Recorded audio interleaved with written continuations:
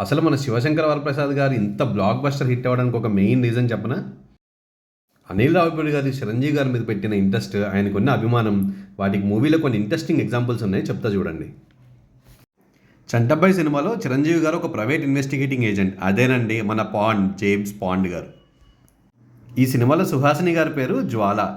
Well miss జ్వాల అనే dialogue మీ అందరికీ గుర్తే ఉండి ఉంటుంది.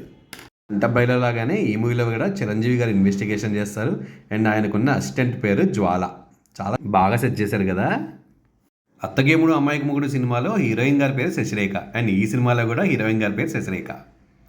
ఈ సినిమాలో చిరంజీవి గారి పైన ముక్కు మీద వేలు పెట్టే సీన్ రీక్రియేట్ చేశారు. చాలా బాగుంది కదా. ఛాలెంజ్ మూవీలో విలన్ పేరు రామ్మోహన్ రావు. ఈ సినిమాలో కూడా చిరంజీవి గారు చూసే సీరియల్లో ఆ పేరు యూజ్ చేశారు. ఇదే ఛాలెంజ్ నయనతార గారి ఫాదర్ పైన యూజ్ చేసి చాలా సెటారికల్గా చూపించారు. అన్నయ్య మూవీలో చిరంజీవి గారి మధ్య సౌందర్య గారి మధ్య వచ్చే కామెడీ కన్వర్జేషన్ మళ్ళీ గుర్తు చేశారు.